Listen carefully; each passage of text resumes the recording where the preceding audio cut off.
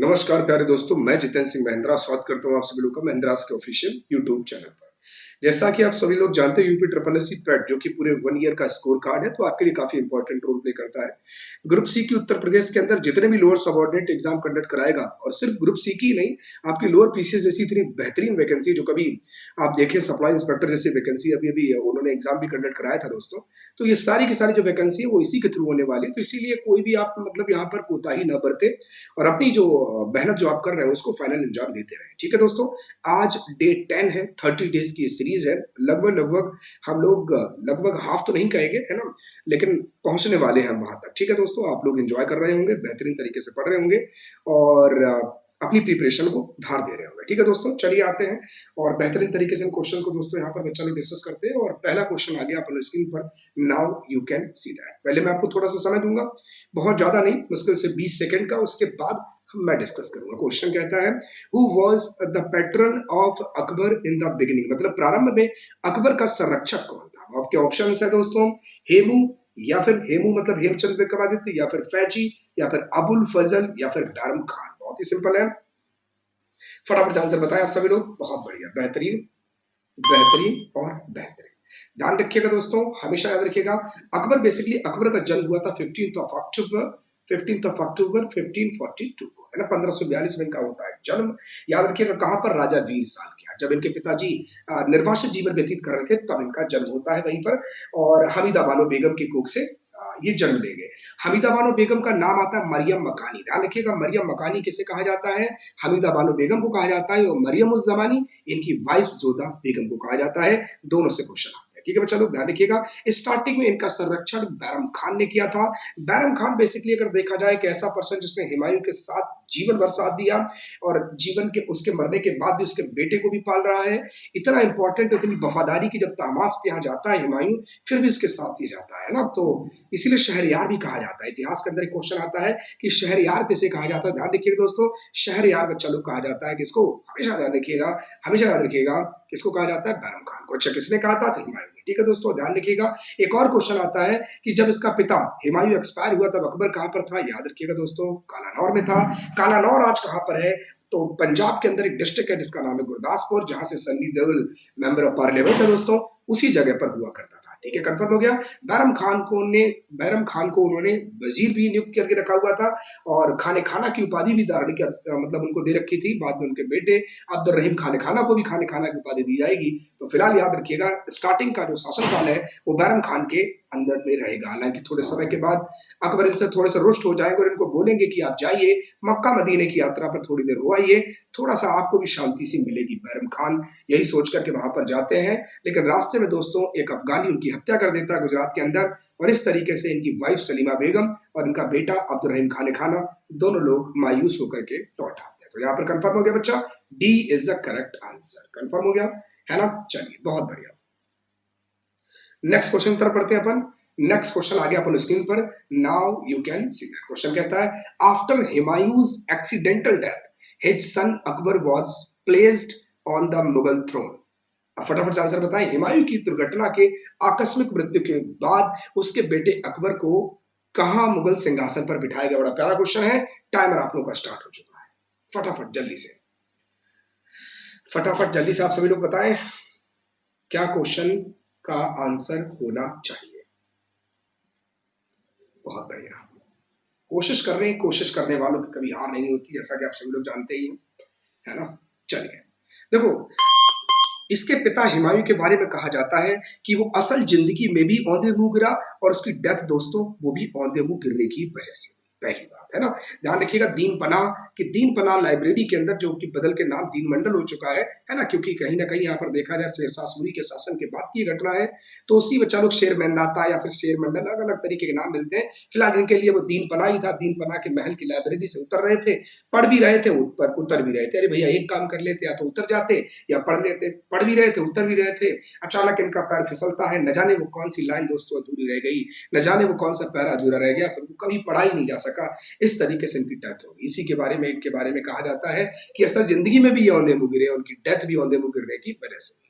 अब यहाँ पर क्वेश्चन आता है, जैसे ही हुमायूं एक्सपायर होंगे और एक खबर मिलती है, कालानौर में उस समय थे कौन, अकबर, तो सभी लोगों की नजर क्या होती है, हिंदुस्तान के तख्त के ऊपर होती है। तो यहाँ पर क्या होता है, अचानक अचानक बच्चा लोग क्या किया जाता है, इसी कालानौर में जहां पर होते हैं अकबर, वहीं पर बैरम खान इनको ईंटों के सिंहासन पर बिठा देते हैं। तो ध्यान रखिएगा, ये क्वेश्चन भी कभी कभी अच्छे लेवल के एग्जाम्स में आ जाता है कि ईंटों के सिंहासन पर बैठने वाले रूलर का नाम बताइए। Then your answer will be बच्चा लोग अकबर। याद रखिएगा।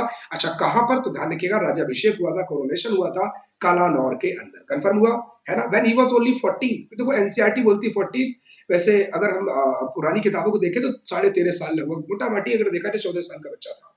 ठीक है। और बैरम खान ने अपने संरक्षण में इनको सल्तनत का राजा बनाया। ठीक है दोस्तों, कंफर्म हो गया बच्चा। तो यहाँ पर सही अगर देखा जाए तो सी इज अ करेक्ट आंसर। चलिए, बहुत बढ़िया। नेक्स्ट क्वेश्चन तरफ बढ़ते हैं अपन। नेक्स्ट क्वेश्चन कहता है, during the era of the which of the following emperors India first currency rupee was printed.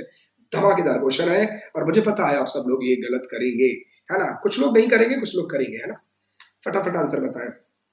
मतलब किसका शासनकाल था, फटाफट लॉजिक लगाएं।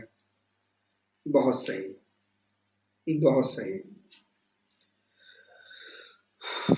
रुपया, रुपया, रुपया, है ना, रुपया। 1 रुपया equal to how many number of दाम्स, है ना।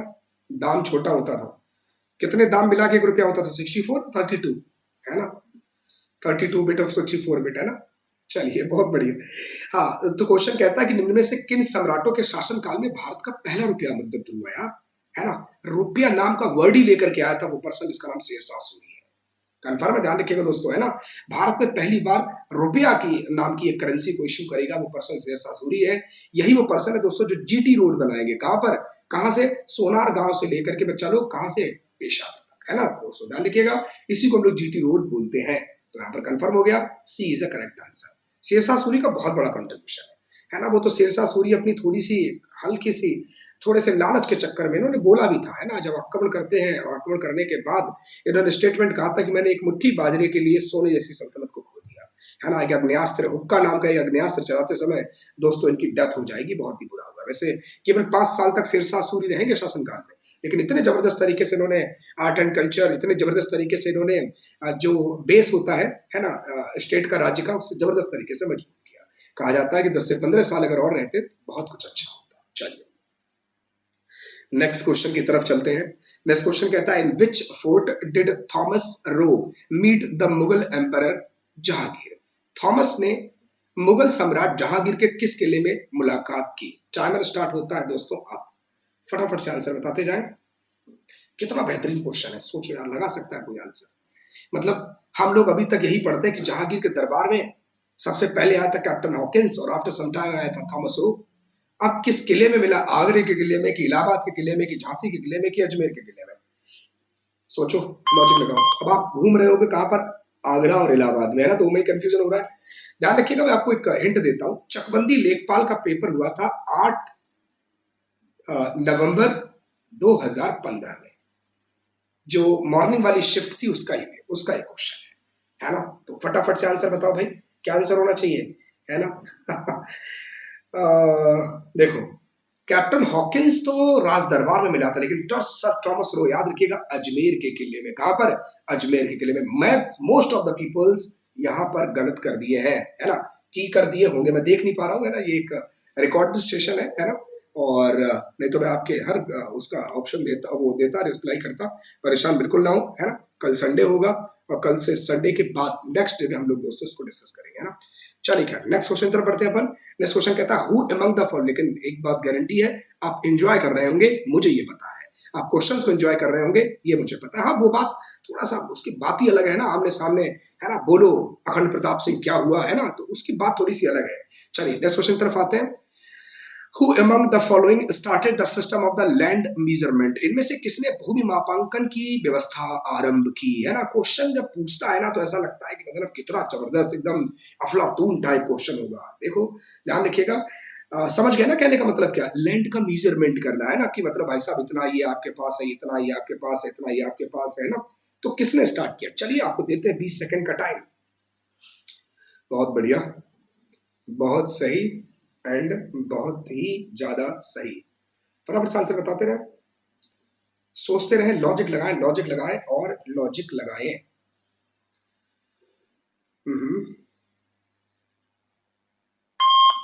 ठीक है।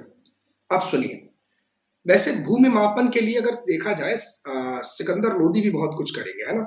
वो अलग होगा, लेकिन फिलहाल तो यहाँ पर शेरशाह सूरी वो पहले ऐसे पर्सन है जिन्होंने बच्चा लोग क्या है, शेरशाह सूरी सूर्यवंश के संस्थापक। अच्छा, एक बात और याद रखिएगा, हिंदुस्तान के इतिहास में 2 बार अफगानी आएंगे। कितनी बार आएंगे? 2 बार आएंगे। एक बार आएंगे किसके किसके रूप में? लोधी डायनेस्टी के रूप में, है ना? याद आ रहा है आप लोगों को? सबसे पहले कौन? बहलोल लोधी, फिर कौन है? सिकंदर लोधी, फिर कौन है दोस्तों? इब्राहिम लोधी। तो एक वो लोधी के शासनकाल वाला है, और दूसरी बार एंट्री करेंगे शेरशाह सूरी के समय में, है ना? शेरशाह सूरी भी अफगानी ही है, इसीलिए सेकंड टाइम पर जो एंट्री मानी जाती है अफगानियों की, वो यहाँ पर मानी जाती है। वो बात अलग है कि पहला वाला पार्ट दोस्तों दिल्ली सल्तनत का पार्ट था, और ये वाला पार्ट बच्चा लोग मुगल डायनेस्टी का पार्ट है। अभी सुनना बड़े गौर से। असल में इसने सिकंदरी गज का प्रयोग किया। कहा जाता है कि 32 अंक का होता था ये, है ना? इसमें सन की डंडी, सन सन सन, है ना? सन की लकड़ी होती है ना, सन, सन की पतली पतली वो होती है, सन की डंडी का यूज करता था, और वो करने वाला कोई और नहीं, शेरशाह है। तो यहाँ पर दोस्तों देखिएगा, हमेशा याद रखिएगा बच्चों, बी से करेक्ट आंसर। ठीक है, चलिए, खैर बहुत बढ़िया। नेक्स्ट क्वेश्चन की तरफ आते हैं। नेक्स्ट क्वेश्चन कहता है, सब एकदम सही चल रहा है ना? बिल्कुल बिल्कुल बिल्कुल बिल्कुल, ठीक है। क्वेश्चन कहता है, who among the following criticised Akbar's religious policy? इनमें से कौन था जो अकबर की धार्मिक नीति की आलोचना करता था, खुश नहीं था? अब टाइमर स्टार्ट हो गया जी आपका। अब कौन था? सोचो। अकबर की धार्मिक सोल्डियर, इस नाम का तो कुछ है ही नहीं। अबुल फजल, बदायूनी, या इन दोनों में से कोई नहीं? फटाफट जल्दी से बताएं। ये भी 2015 का चकबंदी लेखपाल का ही पेपर है, उसी का क्वेश्चन है। अब सोचो, लॉजिक लगाओ यार भाई, है ना? बहुत बढ़िया। ठीक है ठीक है ठीक है ठीक है ठीक है ठीक है। तो कंफर्म क्या हो गया भाई साहब? ध्यान रखिएगा, बदायूनी। बदायूनी ने अकबर के धार्मिक असल में बदायूनी का मानना, अकबर का ये मानना था कि इंसान सर्वोपरि है, राजा सर्वोपरि है, राजा ही आगे चल करके क्या करेगा, जितने भी रिलीजियस वो होंगे उनके अंदर राजा का निर्णय ही सर्वोपरि होगा। लेकिन बदायूनी का ये मानना था कि नहीं, राजा कभी भी सर्वोपरि नहीं हो सकता, सर्वोपरि रूल एंड रेगुलेशंस ही होते हैं। ठीक है दोस्तों, ध्यान रखिएगा। तो सी इज द करेक्ट आंसर। बाकी आप लोग जानते हैं, अबुल फजल का तो नाम जानते ही हैं आप लोग, है ना? अबुल फजल ने ही लिखी थी अकबर नामा, याद रखिएगा, जिसके बारे में अकबर के बारे में बहुत कुछ पता चलता है। अबुल फजल ही ऑफिशियल प्रीस्ट थे, यानी कि ऑफिशियल तौर पर, बच्चा लोग आधिकारिक तौर पर ये अधिकृत पुरोहित थे, याद रखिएगा। अच्छा, दीन इलाही धर्म को एक्सेप्ट करने वाला पहले हिंदू का नाम, ध्यान रखिएगा बच्चा लोग, कौन था? बीरबल था। और अंतिम हिंदू का नाम भी बीरबल ही था, मतलब पहला भी यही था और आखिर भी यही था। और बीरबल का ओरिजिनल नेम महेश दास है, महेश दास। कंफर्म हो गया, सी इज करेक्ट आंसर। चलिए, बहुत बढ़िया। नेक्स्ट नेक्स्ट क्वेश्चन कहते हैं, which of the following emperor was illiterate? अब इनमें से कौन सा इलिटरेट है, मतलब इनमें से कौन सा सम्राट अनपढ़ है? अब योर ऑप्शंस आर दोस्तों, चलिए फटाफट डबली से। योर ऑप्शंस आर बच्चा लोग, अकबर, शाहजहां, औरंगजेब एंड बहादुर शाह जफर। टाइमर तो स्टार्ट हो ही चुका है, फटाफट सोचे। बहुत बढ़िया। अच्छा, एक बात बड़ी इंटरेस्टिंग है, और ये ना इंडिया के पर्सपेक्टिव में ही है, कितना एक्सीडेंट है ना। जो सबसे पढ़ा लिखा है वो सबसे बड़ा बेवकूफ कहलाएगा। हम लोग बात कर रहे हैं फिरोज शाह तुगलक से पहले आने वाले पर्सन, जिसका नाम था चलो मोहम्मद बिन Tughlaq. He was the most and highly qualified and highly educated, most educated ruler of the Delhi Sultanate. कौन? मोहम्मद बिन तुगलक। लेकिन बेवकूफियत के लिए पहचाना जाता है। पढ़ा लिखा बहुत है, लेकिन प्रैक्टिकल जजमेंटल कुछ नहीं है उसके अंदर, है ना? कैपिटल को ट्रांसफर करेगा, सिंबॉलिक करेंसी इशू करेगा, बहुत सारे काम करेगा बेवकूफियत भरे। लेकिन जो एकदम अनपढ़ है वो महानतम शासकों में गिनती होगी। तो आंसर आप लोग समझ चुके होंगे बच्चा लोग, कौन होगा? Akbar is the correct answer, है ना? इसने दीन इलाही धर्म का को जो है बच्चा लोग नए इंट्रोड्यूस किया। यहाँ पर अकबर के बारे में 3 चीजें आप लोग वही तरफ जरूर पढ़िए। 1562 इनका सीक्वेंस भी पूछ लेता है। सबसे पहले इसके अंदर स्लेवरी सिस्टम को, यानी दास प्रथा को खत्म, ठीक है? 1563 ये साथ ही साथ हुए, क्या होगा? पिलग्रिम टैक्स, याद आ रहा है? पिलग्रिम, अरे याद आ रहा है कि नहीं याद आ रहा है? पिलग्रिम टैक्स, ये पिलग्रिम टैक्स है वो जो सिकंदर लोदी लेके आया था, तीर्थ यात्री का। और 1564 में बच्चा लोग क्या हुआ? इसने जजिया, जजिया, जाजिया, ठीक है, 1964 में। तो याद रखिएगा, 62 में स्लेव, दास प्रथा को खत्म, 63 में पिलग्रिम टैक्स, 64 में जजिया। ठीक है, चलिए बहुत बढ़िया। नेक्स्ट क्वेश्चन तरफ बढ़ते, तो फिर आंसर क्या हो गया भाई? इस करेक्ट आंसर हो गया, टेंशन ही नहीं है भाई। चलिए अब बढ़ते हैं हम लोग नेक्स्ट क्वेश्चन की तरफ। नेक्स्ट क्वेश्चन कहता है दोस्तों, what was the head of the police force called during the Mughal period? Mughal काल में पुलिस बल के मुखिया को क्या कहा जाता था? Time start. मुगल काल में पुलिस बल के मुखिया को क्या कहा जाता था? कोई ना कोई तो नाम होगा, डेफिनेटली कोई ना कोई नाम होगा। अब नाम होगा तो क्या होगा?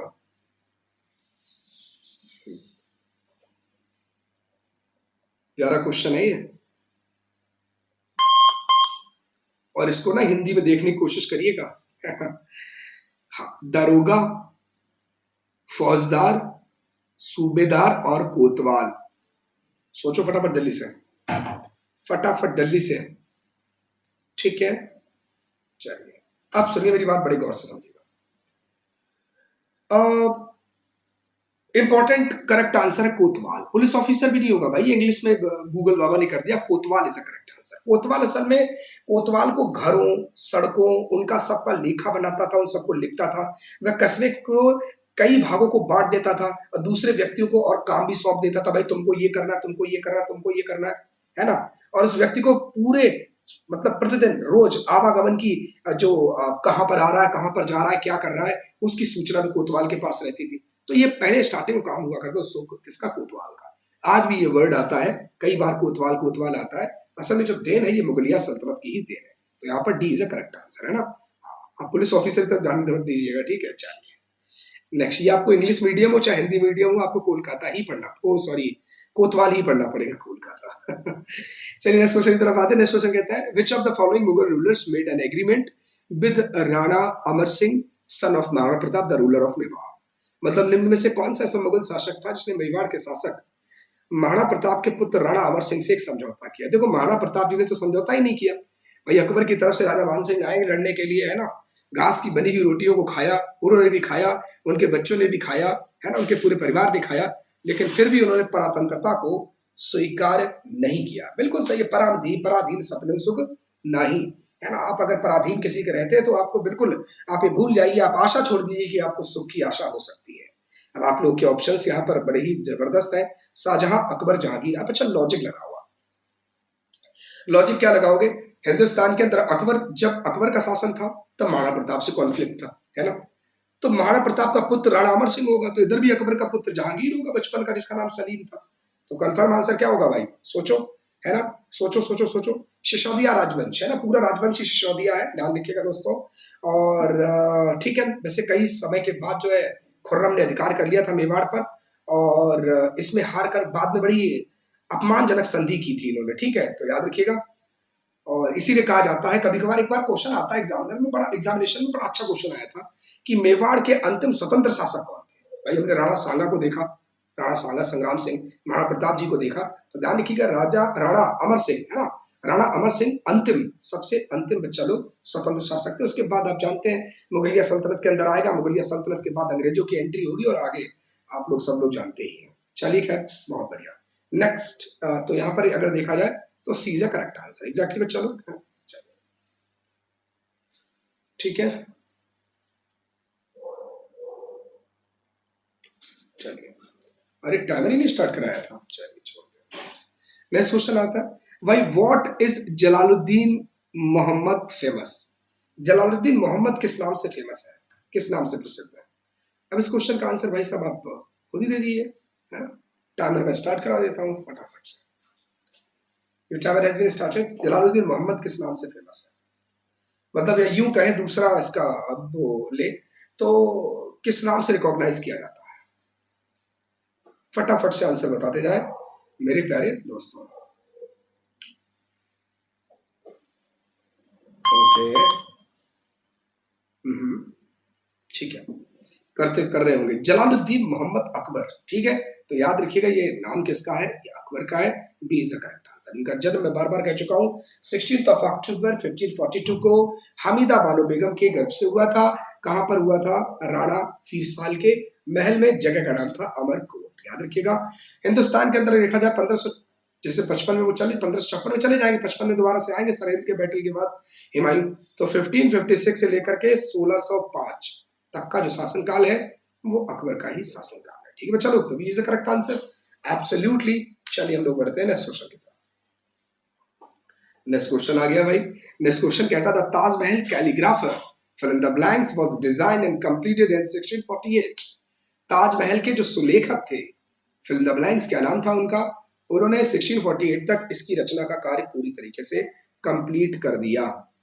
अब देखिएगा मेरी बात बड़े गौर से समझिएगा, ताजमहल बनाने वाले और थे कैलीग्राफर। कैलीग्राफर का मतलब क्या होता है, अगर आप देखेंगे बड़ी इस पर सुंदर सुंदर चित्रकारी, और हाँ एक और है, वो जो चित्रकारी की गई है अगर आप बेल वगैरह वहां पर देखेंगे वो अलग से चिपकाई नहीं है, वो पत्थर को तराश करके बनाई गई, इसीलिए अपने आप में बहुत ही अनमोल है ना। तो चलिए खैर टाइमर स्टार्ट कराते हैं फटाफट। ठीक है,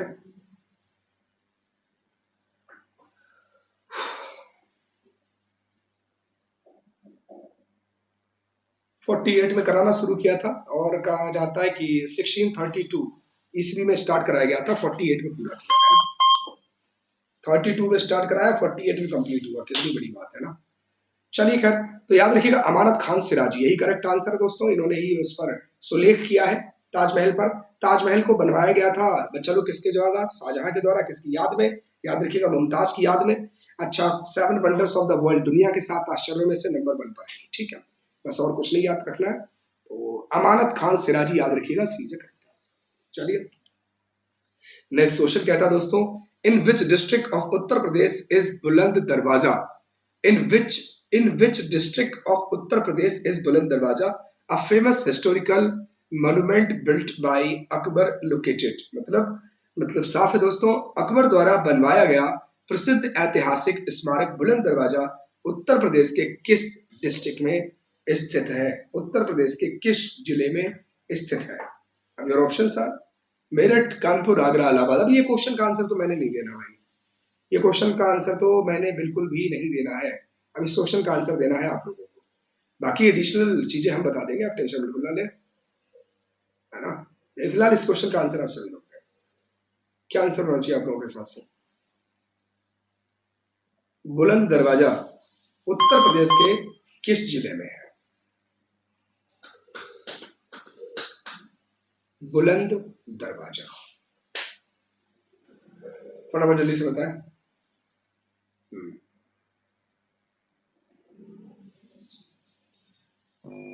ठीक है, still I am waiting for response, है ना। ये क्वेश्चन भी बताने का है क्या, है ना, किसकी याद में बनवाया गया था, मतलब किसको सेलिब्रेट करने के लिए गुजरात विजय के दौरान पर। फटाफट से आप लोग आंसर बताइएगा ना, अब ये से क्वेश्चन जिला पूछा है, डिस्ट्रिक्ट सोच लो यार, लॉजिक लगाओ भाई। बुलंद दरवाजा किसको कवर करता है, फतेहपुर सीकरी कहाँ पड़ेगा, आगरा से थोड़ी दूर पे तो है, सर सीजे करेक्ट आंसर यार, ऐसे क्वेश्चन के आंसर भी देने पड़ेंगे ना। चलिए खैर, अब ये क्वेश्चन बड़ा प्यारा, पेंटर मीर सैयद अली क्वेश्चन आता है दोस्तों, है ना, ये पेंटर बाबू से यहाँ पर क्वेश्चन आता है। पेंटर मीर सैयद अली, चित्रकार मीर सैयद अली की चित्रकारी हेतु किस मुगल शासक के मतलब वो सहयोगी थे, associate of which Mughal ruler for painting. Your options are दोस्तों बाबर, जहांगीर, अकबर एंड हुमायूं। चलिए टाइम स्टार्ट हो गया भाई, फटाफट आंसर बताएं आप सभी लोग, क्या आंसर होना चाहिए चलो आप लोगों के हिसाब से, है ना। ठीक है, बाबर, जहांगीर, अकबर या फिर हुमायूं। आबकारी, ये कांस्टेबल का पेपर हुआ था 2016 में, उसका क्वेश्चन है, उसका क्वेश्चन है। चलिए खैर, ठीक है, ठीक है, चलिए अब मेरी बात आप लोग बड़े गौर से समझिए। चलिए इन सब बातों को छोड़ते हैं। हुमायूं याद है जब हिंदुस्तान के अंदर एक बैटल हार जाएगा, the battle of Chausa, Sher Shah Suri से, आफ्टर सम टाइम एक दूसरा बैटल हार जाएगा, द बैटल ऑफ कन्नौज, इसका दूसरा नाम द बैटल ऑफ बिलग्राम भी मिलता है, ध्यान रखिएगा, है ना। अभी प्रेजेंट टाइम पर बिलग्राम जो है वो हरदोई डिस्ट्रिक्ट में लगता है, वैसे उस समय कन्नौज में लगा करता था, याद रखिएगा दोस्तों।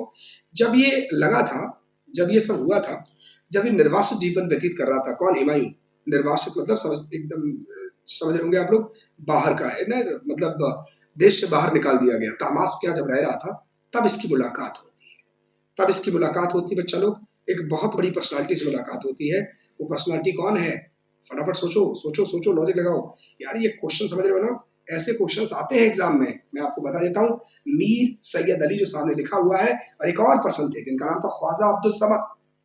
तो यही मीर सैयद अली और ख्वाजा अब्दुल समद से मुलाकात हुई। दो बड़े प्रसिद्ध चित्रकार थे, जो निर्वासित जीवन व्यतीत कर रहा था हुमायूं, उनसे बड़ा इंप्रेस हुआ और उनसे प्रभावित होकर के हुमायूं ने इन दोनों को अपना सहयोगी बना लिया।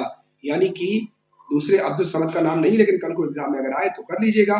फिलहाल यहाँ पर करेक्ट आंसर दोस्तों हो जाएगा आपका Humayun is a correct answer. मतलब चित्रकार मीर सैयद अली और अब्दुल समद दोनों सहयोगी थे दोस्तों किसके, ध्यान रखिएगा बच्चा लोग, औरंगजेब या अकबर या जहांगीर या बाबर, जो भी ऑप्शन में दे आपको दोस्तों ऑप्शन में क्या लगाना है, चलो आपको लगाना हुमायूं, क्योंकि हुमायूं ही वो पर्सन था जिसने खाना बदोश जीवन व्यतीत किया था दोस्तों। ना तो अकबर ने किया है और ना किसी और ने किया है। ठीक है, कंफर्म हुआ सी एस और नो? चलिए खैर, बहुत बढ़िया। चलिए भाई, ओके, चलिए नेक्स्ट क्वेश्चन तरफ आते हैं हम लोग। नेक्स्ट क्वेश्चन आ गया। नेक्स्ट क्वेश्चन कहता है पंचमहल इज लोकेटेड इन, मतलब जो पंचमहल है वह स्थित है, कहाँ पर स्थित है? अब हवा महल के अंदर है, ध्यान रखिए दोस्तों, हवा महल के अंदर है। देखो पंचमहल है कहाँ पर, पंचमहल किस में स्थित है, आप सोचिए, खुद ही लगाइए। हवा महल के अंदर होगा क्या पंचमहल? हो सकता है, हो सकता है, होने के लिए तो कुछ भी हो सकता है ना? तो फटाफट से आंसर बताओ भाई, क्या आंसर होना चाहिए आप लोगों के हिसाब से? हवा महल, फोर्ट ऑफ ग्वालियर, ग्वालियर के किले में, फतेहपुर सीकरी के अंदर, आगरा फोर्ट, आगरे के किले के अंदर, क्या आंसर होना चाहिए भाई आप लोगों के हिसाब से मेरे प्यारे दोस्तों? फटाफट से बताते जाएं, टाइम बिल्कुल भी नहीं है अपन लोगों के पास में। पंचमहल किसमें स्थित है? टाइमर लीजिए, टाइमर स्टार्ट करा दिया, क्या बात करते हो? अच्छा, ये मतलब अगर देखा जाए क्या है, क्या ये पंचमहल है ना, ऐसा लग रहा है जैसे हवा महल के जस्ट बगल में है ना। क्यों, पिंक सिटी में है क्या? मुझे नहीं पता ना, मैं तो मतलब ध्यान रखिएगा, पंचमहल कहां पर है? ठीक है, अब टाइम अप हो गया। आप सुनो, पंचमहल फतेहपुर सीकरी के अंदर है। ठीक है, असल में 5 मंजिला इमारत है पंचमहल, 1 2 3 4 5 मंजिला इमारत है। किसमें बना है? एक अच्छे एग्जाम में पूछा था, बौद्ध विहार शैली के अंदर बना है। यहाँ पर शेख सलीम चिश्ती की दरगाह, ध्यान रखिएगा, है कहाँ पर, याद रखिएगा बच्चा लोग, फतेहपुर सीकरी के अंदर। कई सारे टकसाल यहाँ पर, दीवान आम यहाँ पर है ना। अच्छा, फतेहपुर सीकरी, चलो हो सकता है इससे रिलेटेड क्वेश्चन भी आएगा। तो यहाँ पर पंचमहल कहाँ पर स्थित है, तो ध्यान रखिएगा Fatehpur Sikri is the correct answer. हाँ, एक और क्वेश्चन याद रखिएगा, political capital of Mughal dynasty, कभी भी अगर क्वेश्चन आता है दोस्तों, political capital of Mughal dynasty किसे कहा जाता है, ध्यान रखिएगा, आपकी इसी को कहा जाता है ना, पॉलिटिकल कैपिटल ऑफ, बच्चा लोग ध्यान रखिएगा, मुगल डायनेस्टी किसे, किसे, फतेहपुर सीकरी। चलिए नेक्स्ट क्वेश्चन तरफ आते हैं। हु रोट आईने अकबरी, ये बड़ा प्यारा क्वेश्चन है, किसने आईने अकबरी को लिखा? आईने अकबरी को लिखा, हु रोट आईने अकबरी। अब आईने अकबरी को कैसे लिखा, फटाफट आप लोग बताएं। योर ऑप्शंस आर दोस्तों, फैजी, बीरबल, अबुल फजल और मुल्ला दो प्याजा। पियाजा नहीं होता, मुल्ला दो प्याजा। अब आप लोग आंसर बताएं, आप लोगों के हिसाब से क्या होना चाहिए दोस्तों, आईने अकबरी किसने लिखा? टाइमर स्टार्ट हो गया भाई, टाइमर स्टार्ट। ठीक है, फैजी, बीरबल, मुल्ला दो प्याजा, कुछ याद आ रहा है? बिल्कुल याद आ रहा होगा, फैजी, बीरबल, अबुल फजल एंड मुल्ला दो प्याजा, आईने अकबरी। ध्यान रखिएगा दोस्तों, असल में जो आईने अकबरी है अबुल फजल ने बनाया है, तो करेक्ट आंसर क्या हो गया, सी इज करेक्ट आंसर। अब सुनो, अबुल फजल ने बनाया है और ये अकबरनामा का ही एक पार्ट है। क्या है ये? अकबरनामा का बच्चा लोग पार्ट है। बाकी यहाँ पर अबुल फजल जो है बादशाह अकबर के दरबार में रहते थे। बीरबल, फैजी, मुल्ला दो प्याजा, ये भी अकबर के दरबारी थे। अशोक, अशोक का नाम आ गया देखो, है ना, अकबर के नवरत्नों में से एक थे। ठीक है, चलिए नेक्स्ट क्वेश्चन तरफ पढ़ते हैं अपन। नेक्स्ट क्वेश्चन आ गया। नेक्स्ट क्वेश्चन कहता है, who wrote the author of Humayun नामा, यानी कि हुमायूं नामा के लेखक कौन है? अब यहाँ पर ऑप्शन है दोस्तों आप लोगों के, हुमायूं, गुलबदन बेगम, इनायत खान या फिर अहमद मेमोरेबल। क्या बात है, अब सोचो, लॉजिक लगाओ फटाफट जल्दी से। हुमायूं नामा, हुमायूं नामा, असल में पूरा नाम अहमद यादगार है, गूगल बाबा ने मेमोरेबल कर दिया ना, यादगार, जैसे जालाजार, यादगार। ठीक है, हुमायूं नामा के लेखक कौन थे? फटाफट से आप सभी को आंसर बताना है। असल में मैं आपको बताऊं, अकबर बड़ा ही ना पिपासु ज्ञान के पिपासु माने जाते हैं, मतलब उन्हें चाहते थे कि चारों तरफ की सारी चीजों को एक्सेप्ट कर ले। इसीलिए अकबर के फादर हुमायूं हैं, और हुमायूं के भी दोस्तों फादर है ना। अकबर के फादर बच्चा लोग कौन है? हुमायूं है। और हुमायूं का भी फादर कौन है बच्चा लोग? ध्यान रखिएगा, ध्यान रखिएगा और ध्यान रखिएगा, बाबर है। अब देखो बाबर के बारे में है ना, अपने दादाजी के बारे में जानना अगर अकबर चाहेंगे तो इनकी बुक है, जिसका नाम है क्या है? जिसका नाम है क्या बच्चा? तुझके बाबरी, है ना, जिसे कन्वर्ट कर दिया गया था आगे चल के बाबरनामा के तौर पर। तो उसे पढ़ लेंगे, अकबर सेटिस्फैक्ट होंगे। लेकिन पिताजी के बारे में बहुत ज्यादा नहीं जानते, क्योंकि पिताजी भी जीवन भर दौड़ते ही रहे हैं। तो पिताजी के बारे में दोस्तों बहुत कुछ ये नहीं जानते, और ये जानना भी चाहते अपने पिताजी के बारे में। दैट्स वाई इन्होंने अपनी बुआ जी से, मतलब हुमायूं की सिस्टर से कहा है, अपनी बुआ जी से कहा है कि प्लीज कुछ लिख दीजिए। तो ध्यान रखिएगा, गुलबदन बेगम कोई और नहीं है दोस्तों, ये बाबर की बेटी है और हुमायूं की सिस्टर है। ध्यान रखिएगा, उसे अपने सौतेले भाई हुमायूं के जीवन चित्रण को उन्होंने लिखा था। हुमायूं नामा के लेखक के तौर पर उन्हीं को यहाँ पर बताया जाता है। ठीक है, चलिए खैर, बहुत बढ़िया। तो यहाँ पर कंफर्म हो गया, कंफर्म हो गया से यस और नो? तो गुलबदन बेगम बिल्कुल है ना, B is a correct answer. कुछ चीजों के आंसर आपको पता होंगे, मुझे पता है, लेकिन फिर भी मैं कोशिश करता हूँ थोड़ा सा इन चीजों को आपस में कोरिलेट कर सके। चलिए नेक्स्ट क्वेश्चन तरफ आते हैं अपन। नेक्स्ट क्वेश्चन कहता है, who was the author of Akbarnama? बड़ा प्यारा क्वेश्चन है, लेकिन बार बार क्वेश्चन रिपीट हो तो मजा नहीं आता है। बदायूनी, अबुल फजल, अब्बास खान शरवानी या फिर कैफी खान? तो फटाफट पहले टाइमर स्टार्ट करा देते हैं। यूपीए एलडीए में आया था बच्चा लोग, है ना, तो एक बार फटाफट कोशिश करें। और अकबरनामा के कितने पार्ट हैं, है ना? आईनी अकबरी और अकबरनामा अलग अलग है क्या? या भी ये, चलो ये भी क्वेश्चन डिस्कस कर लेंगे, है ना, ये भी क्वेश्चन डिस्कस कर लेंगे। चलिए खैर, ठीक है, फटाफट फटाफट जल्दी से मुझे बताएं आप सभी लोग, मेरे प्यारे दोस्तों। ठीक है, अब सुनिए मेरी बात, बड़े गौर से समझिएगा, हमेशा ध्यान रखिएगा। अकबरनामा के 3 पार्ट है। कितने पार्ट है? 3 पार्ट है। और जो तीसरा वाला पार्ट है ना, उसी को हम आईने अकबरी कहते हैं। तीसरा, थर्ड पार्ट को आईने अकबरी कहते हैं। कंफर्म हो गया? पहले भाग में तैमूर से लेकर के हुमायूं तक के बारे में बताया गया, और बाद के दूसरे तीसरे में 1602 ईस्वी तक बादशाह अकबर तक के बारे में पूरे इतिहास का वर्णन किया गया। याद रखिएगा, अकबरनामा के 3 पार्ट है, तीसरे पार्ट का नाम आईने अकबरी है। ठीक है दोस्तों, ध्यान रखिएगा बच्चा। यहाँ पर करेक्ट आंसर क्या होगा? फिलहाल तो one and only correct answer है ही है, वो है कौन? अबुल फजल। लेकिन ये एडिशनल इंफॉर्मेशन चाहिए थी, वो मैंने आपको दे दी दोस्तों, इज द करेक्ट आंसर। चलिए नेक्स्ट क्वेश्चन तरफ बढ़ते हैं अपन। नेक्स्ट क्वेश्चन कहता है, whom did Akbar appoint as his court musician? Akbar ने अपने दरबारी संगीतज्ञ के रूप में किसे नियुक्त किया? अब योर ऑप्शंस आर दोस्तों, अबुल फजल, तानसेन, राजा बीरबल या फिर दोस्तों राजा टोडरमल। फटाफट आंसर बताएं आप सभी लोगों के हिसाब से, क्या होना चाहिए आंसर मेरे प्यारे दोस्तों? चलिए फटाफट, टाइमर, क्या बात करते हो, लीजिए टाइमर भी स्टार्ट करा दिया, है ना, म्यूजिशियन के तौर पर, है ना, म्यूजिशियन के तौर पर। ठीक है, फटाफट आंसर बताएं आप सभी लोग। ओके ओके, ठीक है, किसे नियुक्त किया, किसे अपॉइंट किया? वैसे तो बड़े बड़े लोग थे ना अकबर के शासनकाल में, कहा जाता है कि कौन थे? मियां तानसेन।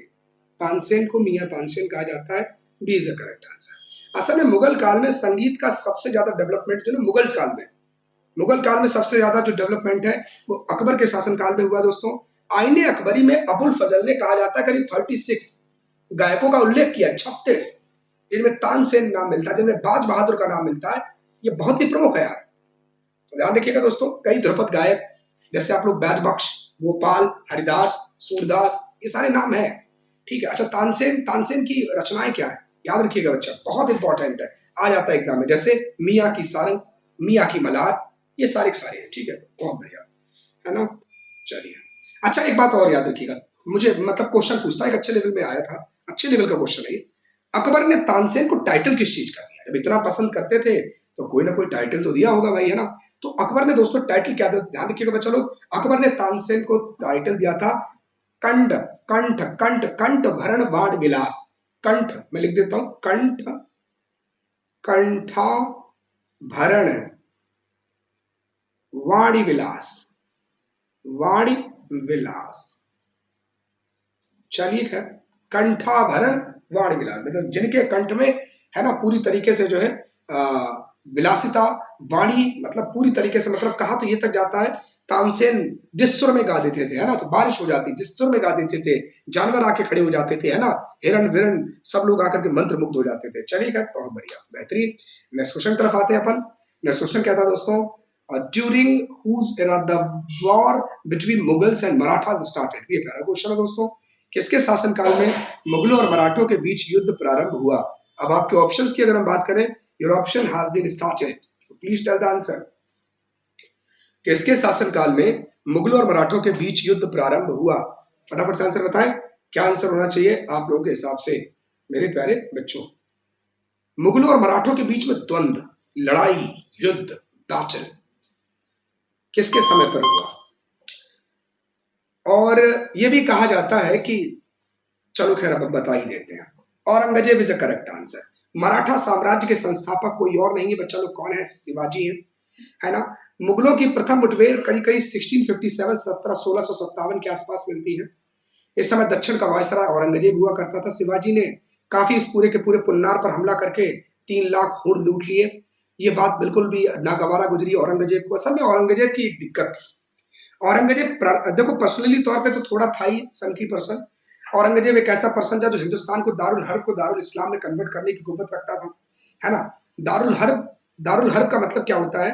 दारुल हर्ब का मतलब होता है भारत, उसके according India is a country of बच्चा लोग काफिर। भारत एक काफिर काफिर राज्य है। काफिर का मतलब होता है गैर मुस्लिम, ध्यान रखिएगा दोस्तों, तो ध्यान रखिएगा। तो लेकिन फिलहाल औरंगजेब की सबसे बड़ी जीवन की सबसे बड़ी दोस्तों गलती क्या थी? उसने कभी भी मुगलों को एक शक्ति के तौर पर रिकॉग्नाइज नहीं किया, कभी भी नहीं।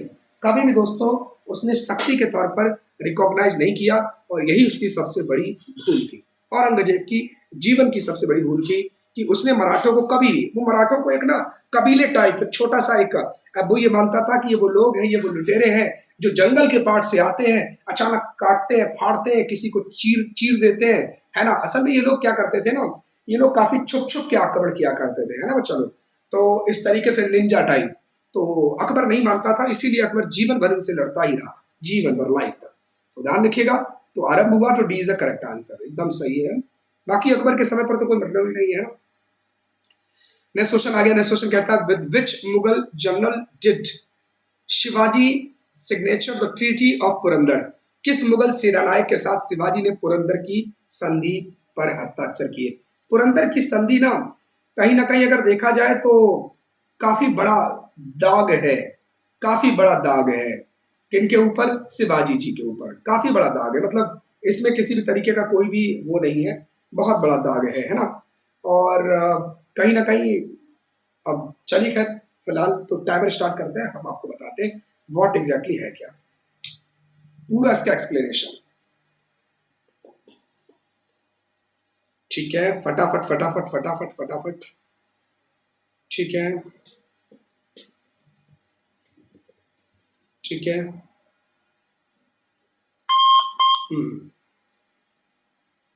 देखिए सुनिए, हम इसको इसलिए कहेंगे, पहली बात तो करीब 23 किले, 23 किले, और करीब 4 लाख, 4 लाख हुण, हुनास। ठीक है, ये करेंसी हुआ करती थी, वार्षिक एनुअल दिया करेंगे ये, है ना। तो ये बड़ी बात थी, 4 लाख वार्षिक दिया करेंगे हुण, और 23 किले इनको दे दिए गए थे, है ना। उसके बाद में अपने पुत्र संभाजी को 5,000 घुड़सवारों के साथ मुगलों की सेवा में भेज दिया था। तो इन सबसे ना कहीं बुरा लगता है उनको, है ना। उनकी प्रतिष्ठा को भी ठेस पहुंचती है, और पहुंचनी भी चाहिए मुझे लगता है ना। तो आप सभी लोग जानते हैं। तो पुरंदर की संधि के लिए हस्ताक्षर किसने किए थे? जय सिंह, यहाँ पर करेक्ट आंसर। ठीक है दोस्तों, जय Singh is a correct answer, A is a correct answer. Confirm हो गया भाई? चलिए नेक्स्ट क्वेश्चन तरफ बढ़ते हैं अपन। बस नेक्स्ट क्वेश्चन तो हो लिया, है ना। आई होप सो कि आप लोगों ने यहाँ पर जबरदस्त तरीके से दोस्तों एंजॉय किया होगा, अच्छे तरीके से आपने डिस्कस किया होगा, है ना। नर हो न निराश करो मन को, है ना।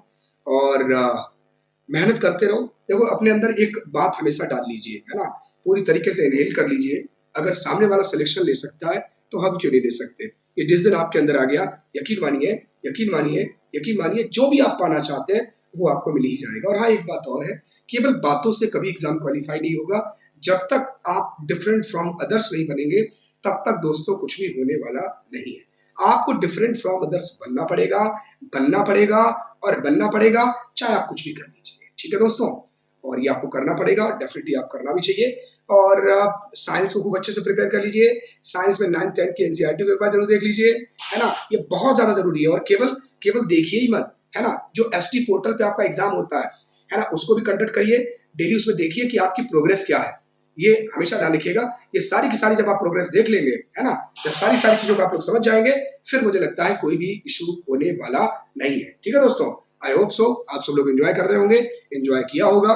ओके मेरे प्यारे दोस्तों, और हम लोग मिलते हैं अब सीधे मंडे को। कल संडे है, कोई संडे नहीं, है ना? एक एस्पिरेंट की लाइफ में कभी कोई संडे नहीं होता, कभी कोई छुट्टी नहीं होती। हम तब तक सांस नहीं लेंगे जब तक अपने गंतव्य तक, जब तक हम अपने डेस्टिनेशन तक पहुंच नहीं पाते। ओके दोस्तों, इन्हीं चंद वाक्यांशों के साथ मैं यहाँ से विदा लेना चाहूंगा। ओके मेरे प्यारे दोस्तों, इट्स थैंक यू क्लास। जय हिंद हमारे प्यारे दोस्तों, बाय, टेक केयर भाई।